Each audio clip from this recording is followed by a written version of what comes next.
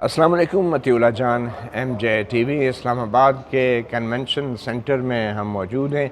यहाँ पे एक इंटरनेशनल कॉन्फ्रेंस हो रही है फॉरेन डायरेक्ट इन्वेस्टमेंट के हवाले से, और ये डिजिटल इन्वेस्टमेंट है। पाकिस्तान का जो डिजिटल मैप है उसके ऊपर बड़ी पेशरफ्त करने की कोशिश की जा रही है। कल वज़ीर आज़म शहबाज शरीफ यहाँ इस कॉन्फ्रेंस में तशरीफ़ लाए थे और आज दूसरे दिन मीडिया को रसाई मिली है, प्राइवेट मीडिया को यहाँ पे।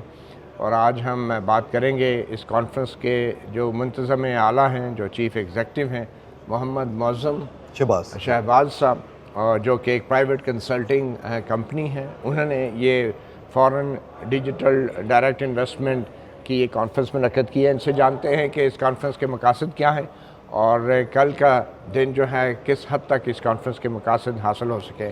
तो मुअज़्ज़म शहबाज साहब थोड़ा सा बताएं, अपने बारे में बताएं, अपनी कंपनी के बारे में बताएं, फिर इस कॉन्फ्रेंस और इस इवेंट के बारे में थोड़ा बताएं। बिल्कुल सर, मैं चाहूँगा कि अपना तारुफ कराने से पहले दो के हम सारा ऑर्गेनाइज़ कर रहे हैं, लेकिन मैं समझता हूँ और ये रियलिटी भी है कि जो मुंतज़िम आला हैं वो हमारी फेडरल मिनिस्टर हैं शहज़ाद फातिमा, क्योंकि हम उनकी इंस्ट्रक्शन के ऊपर काम कर रहे हैं। उन्होंने हमें हायर किया इस काम के लिए। ठीक है, तो credit goes to madam Shahzad Fatima.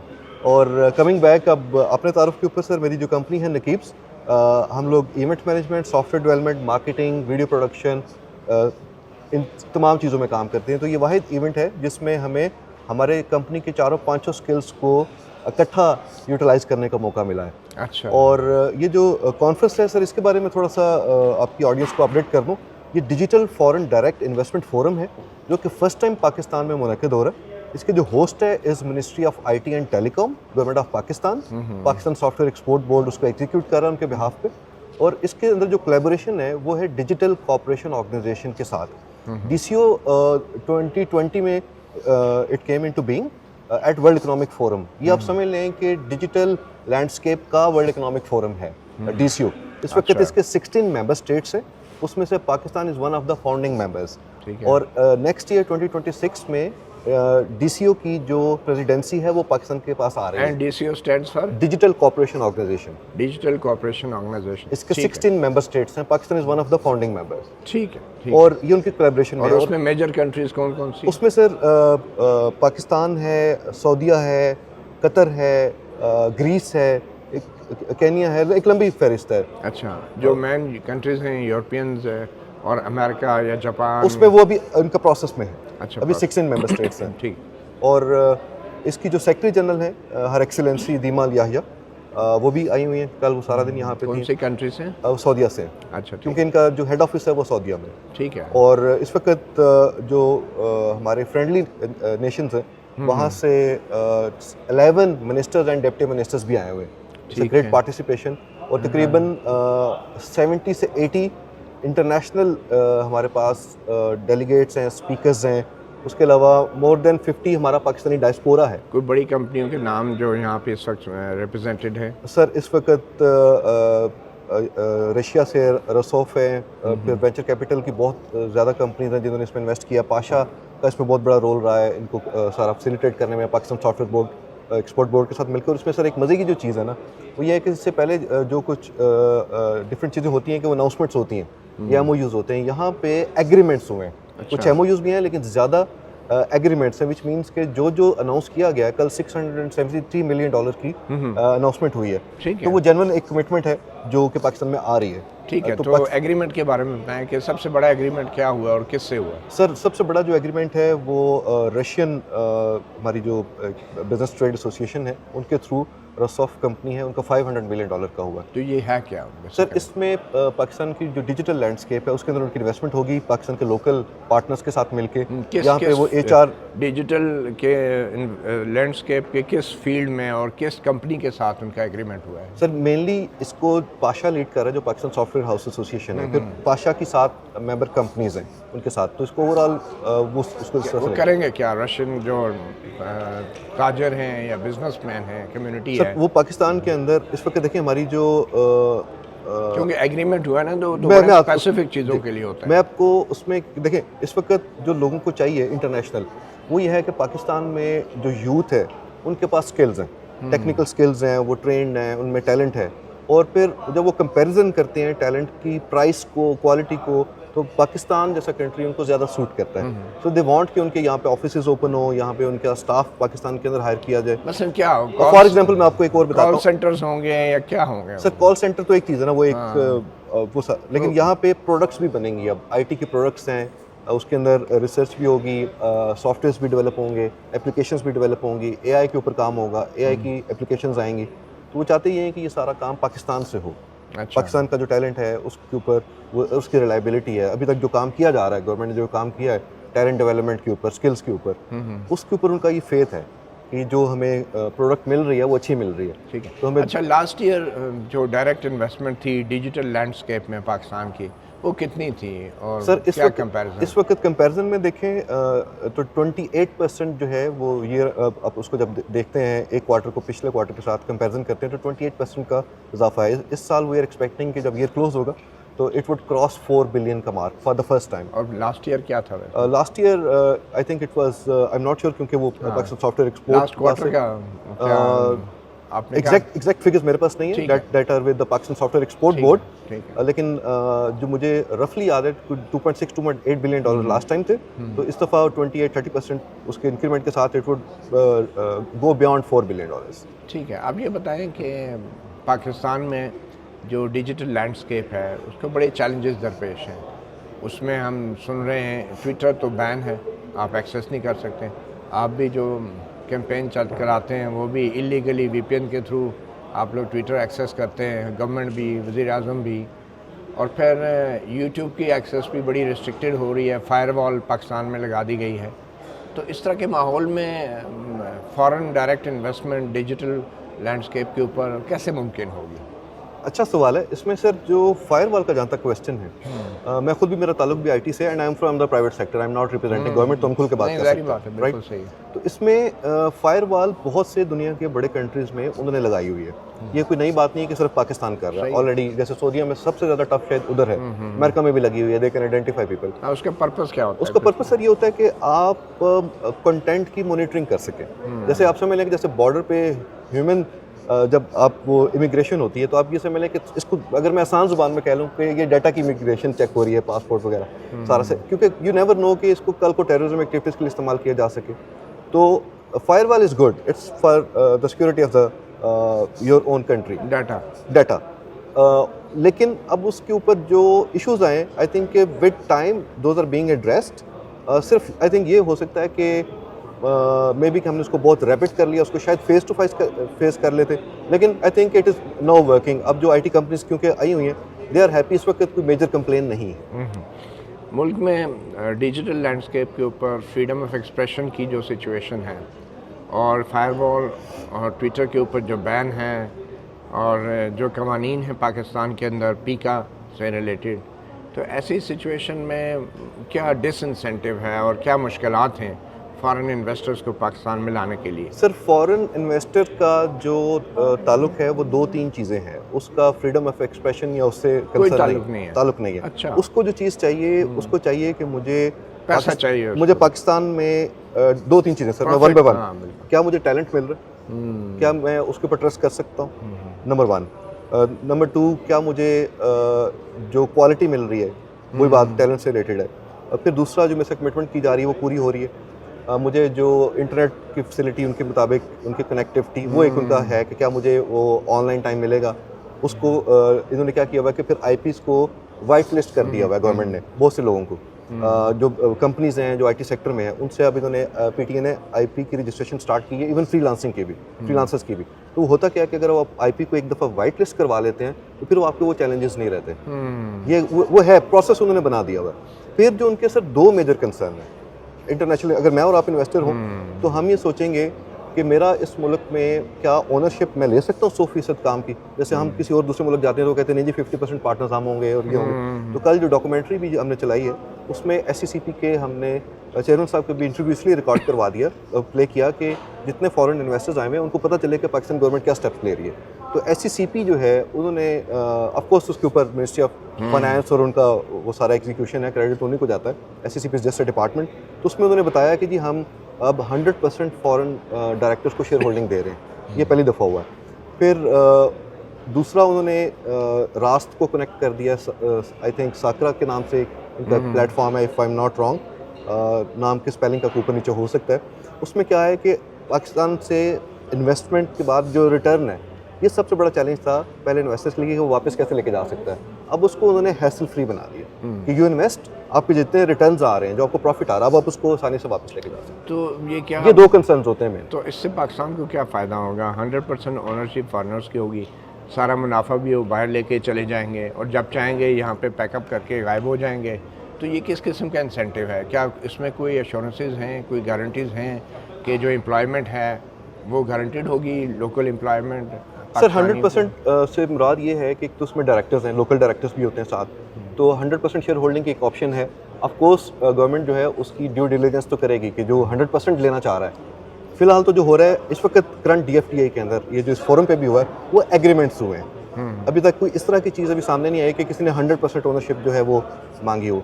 लेकिन जैसे फॉर एग्जांपल हमारी जितनी टेलकोज़ हैं, वो जब पाकिस्तान में आती हैं फॉरेन डायरेक्ट इन्वेस्टमेंट के ऊपर, तो वो अपनी ओनरशिप चाहती हैं। आप देखें जैसे पीटीसीएल यूफोन है, तो उसमें एतिसलात की भी ओनरशिप है, पाकिस्तान के भी शेयर होल्डिंग है।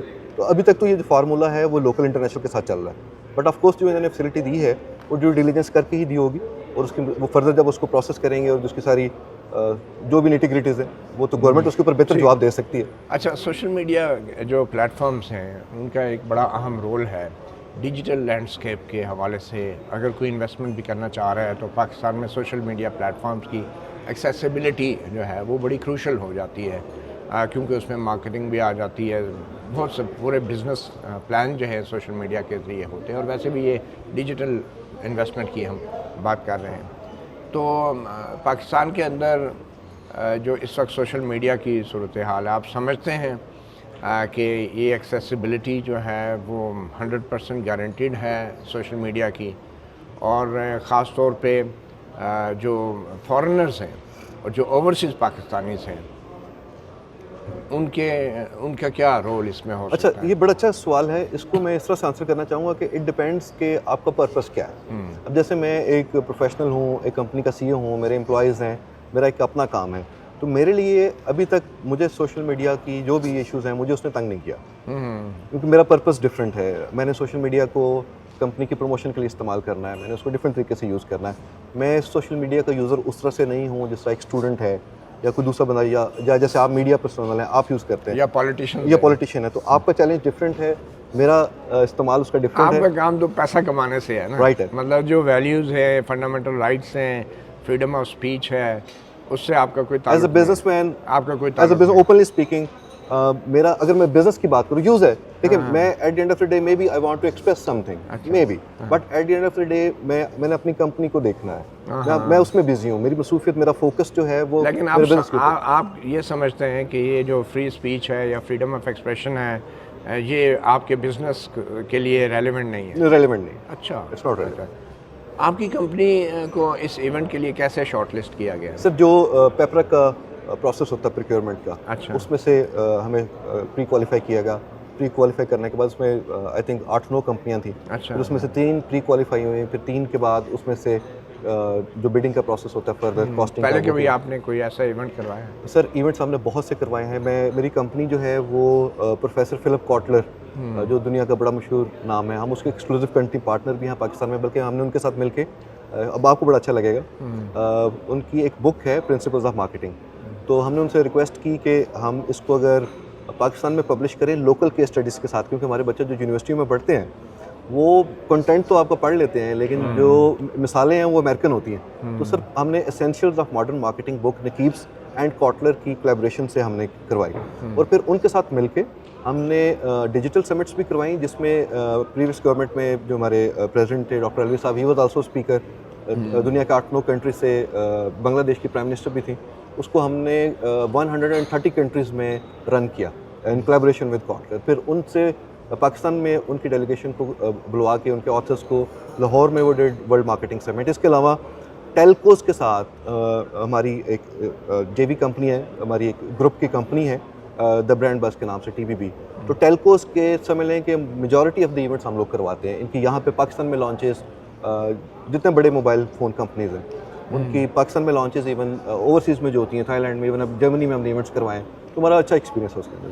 तो आपके जो पार्टनर कंपनी है यूएस बेस्ड है ये? नहीं, पाकिस्तान बेस्ड। नहीं, ये जो इंटरनेशनल कंपनी है कौन सी आप बताते हैं? TBB, द ब्रांड बस। द ब्रांड बात, लेकिन आपकी कंपनी पाकिस्तान में कब रजिस्टर हुई है? सर 2018 में। अच्छा, 2018 में। आपको अभी सिर्फ 6 साल हुए हैं पाकिस्तान में इस फील्ड में? 7th, अब 8वां शुरू हो गया। अच्छा अच्छा। तो आपकी कंपनी को कौन करता है? Who is the chief? I am chief executive sir. You are the chief, you own it? I am. अच्छा, ठीक है। मैं और मेरी बेगम है, मैं अगर उसकी बात करूं, और अच्छा, वो अच्छा। ये हमारा उस तरह से स्ट्रक्चर नहीं है कि हाँ। सिर्फ बेगम है तो उनको वो दे दिया। वो मेरे साथ बड़ा एक्टिवली इन्वॉल्व होती है और सारे ऑपरेशंस को बैक एंड से भी देख रही होती है और फ्रंट एंड पे भी देख रही होती है। ठीक है। अच्छा, अब इस कॉन्फ्रेंस को जो आज ख़त्म हो जानी, इस कॉन्फ्रेंस का टारगेट क्या है? सर इसके मेरे ख्याल में अगर आप मेरे से पूछें एज अ मार्केटियर, क्योंकि मेरी वो डिफरेंट हैट्स हैं, तो अगर मैं मार्केटिंग हैट पहनूं तो मैं इससे ये इसको इस तरह से ले रहा हूँ कि 11 मिनिस्टर्स आए हुए हैं, 125 फॉरेन डेलीगेट आया हुआ है, पाकिस्तान डायस्पोरा। 11 मिनिस्टर्स कौन सी कंट्री के हैं ये? सर इसमें सऊदी अरब और सऊदी अरब, कीनिया, जिबूटी, गैम्बिया, टर्की, अच्छा अच्छा। इस तरह से 11 कंट्रीज की पूरी लिस्ट है। वो I can share it with you, अच्छा, एग्जैक्ट ठीक है। उनके नाम जो है। ठीक है। तो मेन कंट्री से क्यों नहीं आए? यूएस से क्यों नहीं लोग आए? यूरोप से क्यों नहीं गुड लोग आए? Question, very good question. इसमें क्योंकि सर अभी जो हमारी क्योंकि कोलैबोरेशन DCO के साथ है, डिजिटल कॉर्पोरेशन, उनके भी 16 मेंबर स्टेट्स हैं, तो प्राइमरी फोकस हमारा जो है वो उनके साथ था, but we extended the invites to other as well, and I am sure कि जो हमने इम्पैक्ट क्रिएट किया है, जो मैं बात कर रहा था कि मार्केटिंग अगर मैं हेड पहनूं, तो हमने इससे जो अचीव किया है वो कि क्या है? पाकिस्तान का नंबर 1 हमने इमेज बिल्ड किया।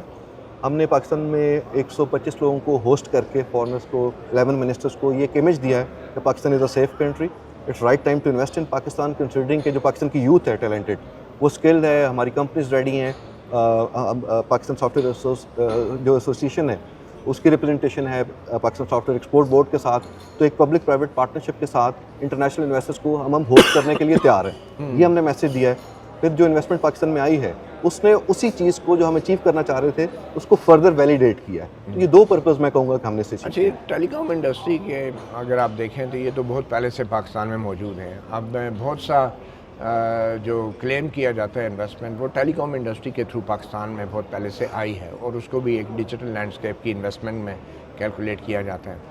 उस इन्वेस्टमेंट क्या सर्विसेज की जो क्वालिटी है, हमारा टेलीकॉम सेक्टर जो है वहाँ पे, अगर मैं एक आम आदमी के पॉइंट ऑफ व्यू से बात करूँ, वहाँ पे तो एक टेलीफोन कॉल भी जो है आप सही तरह बात नहीं कर सकते। तो उस क्वालिटी को आप कैसे देख रहे हैं जो एग्जिस्टिंग डिजिटल सर्विसेज हैं पाकिस्तान में? So there are definitely challenges, इसमें कोई शक नहीं है, क्योंकि there are challenges, और आई थिंक कि उसमें 90% जो हमारी मोबाइल पेनिट्रेशन है, हम तकरीबन 180-90 मिलियन मोबाइल यूज़र्स हैं पाकिस्तान में। मजबूरी है, कोई इसमें कमाल नहीं है, कमाल नहीं है। और हमें मेरे ख्याल में कि जो टेलकोज़ हैं उनको इंफ्रास्ट्रक्चर को मज़ीद बढ़ाना चाहिए कि अगर इतना बड़ा यूज़र आ गया, आई थिंक क्योंकि मैं ज़्यादा टेक्निकल नहीं हूँ टेलकोज़ के पॉइंट ऑफ व्यू से कि उसकी क्या रीज़न है, जो एज अ लेमैन मुझे समझ आती है, या being an IT person, I think कि उनको इंफ्रास्ट्रक्चर को मज़ीद बढ़ाने की ज़रूरत आपने है। इंफ्रास्ट्रक्चर की बात की, पाकिस्तान में तो 3G 4G सर्विसेज तक हैं, 5G तक तो अवेलेबल नहीं है आम लोगों को। तो ये कैसे डिजिटल लैंडस्केप आप ओपन करेंगे इन्वेस्टमेंट के लिए, जहाँ पे 4G भी पूरी कैपेसिटी के साथ अवेलेबल नहीं है, 5G एग्जिस्ट नहीं कर रहा है? तो ये किस किस्म की डिजिटल लैंडस्केप है जहाँ पे लोग इन्वेस्ट करेंगे? सर जैसे मैंने पहले आपको अर्ज़ की कि जो IP वाइट लिस्टिंग है, जो कॉर्पोरेट है, जैसे हमारा कॉर्पोरेट है, तो हमारे जो सॉफ्टवेयर हाउस के साथ हम जिस तरह से काम करते हैं, तो हम टावर टू टावर नेटवर्किंग वो लेते हैं कनेक्शन। ठीक है। हमारे बिल्डिंग की छत पे टावर लगा होता है, उसके ऊपर एक डिश होती है, दूसरी तरफ होती है, तो हमें वो इंटरनेट के चैलेंजेस उस तरह से नहीं। मैं तमाम सॉफ्टवेयर हाउसेस जी जी जितने हमारे कॉल सेंटर्स हैं, IT कंपनीज हैं, ये सारी उस कैटेगरी में आ जाती हैं। हाँ, अब आगे बात आ जाती है कि फ्रीलांसर्स की, आम शहरी फ्रीलांसर्स की। फ्रीलांसर्स के लिए भी अब उन्होंने, जैसे मैंने पहले अर्ज की कि क्योंकि फ्रीलांसर्स ने कंट्रीब्यूट करना है डिजिटल इकॉनमी में, तो उनका भी उन्होंने IP वाइट लिस्टिंग एप्लीकेशंस हो गए, और मुझे एग्जैक्ट डाटा तो नहीं पता, वो PTA दे सकते हैं, लेकिन हज़ारों के हिसाब से उन्होंने IP वाइट लिस्ट कर दी है और एप्लीकेशन प्रोसेस को ईजी बना दिया हुआ है कि आप अप्लाई करें, आप हमें अपना IP दे दें, and then you explore and surf the internet. वो उन्होंने कर दिया हुआ है। कितने थाउजेंड्स हैं वो आप आई थिंक PTA से डाटा मिल जाएगा। चलो, बहुत शुक्रिया मोहम्मद मुअज़्ज़म साहब, बहुत शुक्रिया। आपने सुना एक प्राइवेट कंपनी जो होस्ट कंपनी है इस international digital foreign direct investment के, हवाले से जो हो रही हैं, उसने पाकिस्तान के डिजिटल मीडिया लैंडस्केप के बारे में इन्होंने हमें बताया। और जो डेलीगेट्स आए हुए हैं, इनका ये कहना है कि एग्रीमेंट्स भी साइन हुए हैं। अब अल्टीमेटली उन एग्रीमेंट्स का क्या होता है, उन MOUs का क्या होता है जो साइन हुए हैं, और वो कितनी इंपॉर्टेंट कंट्रीज़ हैं जो यहाँ पे रिप्रेजेंटेड है, ये आज कॉन्फ्रेंस के इख्तिताम पे कुछ सूरत-ए-हाल मज़ीद। मैं एक चीज़ बस आपको अपडेट कर दूं, जी। जो इन्वेस्टर्स हैं जिन्होंने जो एग्रीमेंट्स में आए हैं उसमें US कंपनीज भी हैं, just to add. Okay, that's great. चलिए, अच्छी बात है। मतीउल्लाह जान MJ TV से इतना ही, इजाज़त दीजिए। अल्लाह हाफ़िज़।